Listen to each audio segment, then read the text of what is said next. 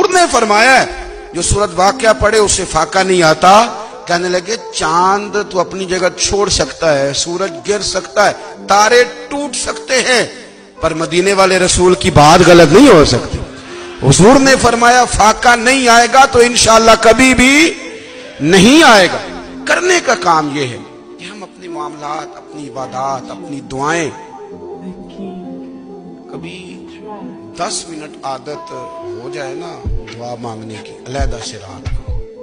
حضور نے فرمایا جو فرض نماز کے بعد دعا مانگے اللہ اس کی قبول کر لیتا ہے. نبی پاک صلی اللہ تعالی علیہ وسلم نے فرمایا اللہ مسافر کی دعا قبول فرماتا ہے. حضور نے فرمایا اللہ مظلوم کی دعا قبول فرماتا ہے. حضور نے فرمایا بیمار سے دعا کراؤ اللہ اس کی دعا قبول فرماتا ہے. میرے نبی پاک نے فرمایا ماں باپ جب بھی اولاد کے لیے ہاتھ اٹھائیں, ویسے تے بلے شاہ تو آسمانی اڑ دیا ہی پھڑ دیں, جہاں گھر بیٹھا انہوں پڑھیا ہی نہیں. حضور فرمانے لگے ماں باپ جب بھی اولاد کے لیے دعا فرمائیں اللہ ان کی دعا کو قبول کرتا ہے.